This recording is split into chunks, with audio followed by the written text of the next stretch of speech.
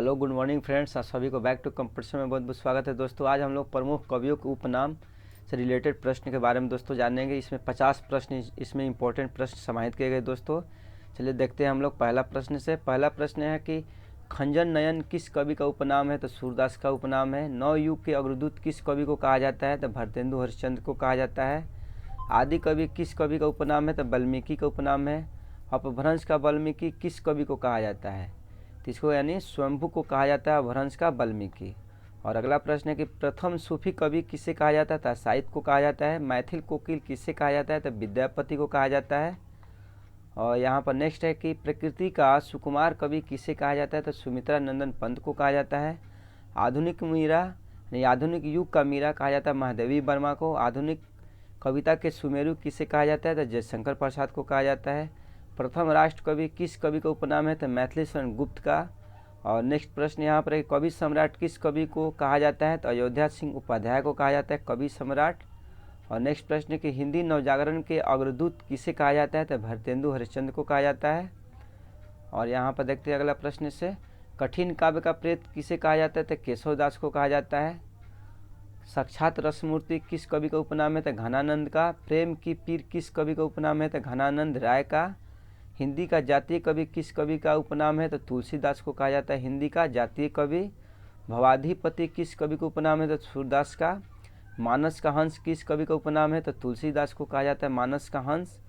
और नेक्स्ट प्रश्न है कि जड़िया कवि किस कवि का उपनाम है? तो नंददास को कहा जाता है जड़िया कवि। रस खान किस कवि को उपनाम है? तो सैयद इब्राहिम को कहा जाता है यानी रस खान कहा जाता है। वत्सल रस सम्राट किस कवि को उपनाम है? तो सूरदास को कहा जाता है वत्सल रस सम्राट। और नेक्स्ट प्रश्न यहाँ पर है कलम का सिपाही किस कवि को उपनाम है? तो धनपत राय। अष्टछाप का जहाज किस कवि को कहा जाता है? तो सूरदास को कहा जाता है। हिंदी का प्रथम कवि किस कवि को कहा जाता है? तो सरहप्पा को। हिंदुस्तान की तुत्ती किस कवि को उपनाम है? तो अमीर खुसरो को कहा जाता है हिंदुस्तान की तुत्ती। और यहाँ पर अगला प्रश्न है कि पुष्टि मार्ग का जहाज किस कवि को कहा जाता है? यानी पुष्टि मार्ग का जहाज तो सूरदास को ही कहा जाता है। जैसी किस कवि का उपनाम है? तो मलिक मोहम्मद जैसी का नाम है यानी जैसी। और नेक्स्ट प्रश्न यहाँ पर एक रसलीन किस कवि का उपनाम है? तो सैयद गुलाम नबी का।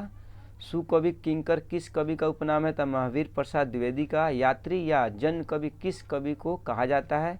तो वैद्यनाथ मिश्र को कहा जाता है। हालावादी किस कवि का उपनाम है? तो हरिवंश राय बच्चन को कहा जाता है हालावादी कवि यानी इसका उपनाम है। और नेक्स्ट प्रश्न है कि रेणु किस कवि का उपनाम है? तो फणीश्वर नाथ रेणु। आंचल या मांसलवादी किस कवि का उपनाम है? तो रामेश्वर शुक्ल को कहा जाता है। और नेक्स्ट प्रश्न है कि अश्क किस कवि का उपनाम है? तो उपेंद्र नाथ का नाम है अश्क उपनाम। और अगला प्रश्न यहाँ पर है कि भारत का मैगजिम गोर्की किस कवि का उपनाम है? बहुत इंपॉर्टेंट प्रश्न है दोस्तों ये वाला। धनपत राय को कहा जाता है। कलम का मजदूर कहा जाता है धनपत राय को ही। प्रेमचंद एवं उपन्यास सम्राट किस कवि का उपनाम है? तो धनपत राय को ही कहा जाता है। धनपत राय को बहुत सारे उपनामों से जाना जाता है। इससे रिलेटेड एग्जाम में बहुत सारे प्रश्न पूछे जाते हैं इनके उपनाम से रिलेटेड। और अगला प्रश्न देखते हैं हम लोग, उग्र किस कवि का उपनाम है? तो पांडे बेचन शर्मा को कहा जाता है उग्र। कहानी सम्राट किस कवि का उपनाम है? तो धनपत राय को ही कहा जाता है कहानी सम्राट। और अगला प्रश्न है कि धूमिल किस कवि का उपनाम है? तो सुदामा पांडे को कहा जाता है। फैंसी का कवि किस कवि को उपनाम है? तो गजानन माधव बोध को कहा जाता है फैंसी। और अगला प्रश्न यहाँ पर है कि कवियों का कवि किस कवि का उपनाम है? तो शमशेर बहादुर सिंह को कहा जाता है कवियों का कवि। कठिन गद्य का प्रेत किस कवि का उपनाम है? तो सच्चिदानंद हीरानंद वत्स्यायन को कहा जाता है कठिन गद्य का प्रेत। बहुत इंपॉर्टेंट प्रश्न है।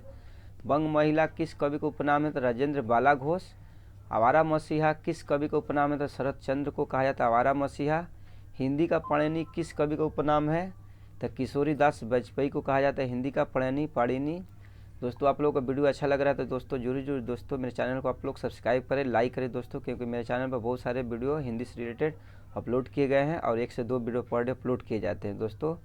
और देखते हैं अगला प्रश्न हम लोग। अगला प्रश्न यहाँ पर कि रसवादी आलोचक किस कवि को उपनाम है? तो डॉक्टर नगेंद्र को कहा जाता है रसवादी आलोचक। और नेक्स्ट यहाँ पर प्रश्न है कि मुनि मार्ग के हिमायती किस कवि को कहा जाता है? तो रामचंद्र शुक्ल को कहा जाता है। गद्य काव्य का लेखक किस कवि को उपनाम है? तो वियोगी हरि को कहा जाता है। तो दोस्तों आप लोगों को वीडियो कैसा लगा, अच्छा लगा तो जरूर दोस्तों कमेंट करें, लाइक करें दोस्तों, लाइक करना कभी ना भूलें दोस्तों, और सब्सक्राइब करें दोस्तों। मिलते हैं आप लोग अगला वीडियो में, तब तक दोस्तों बाय बाय।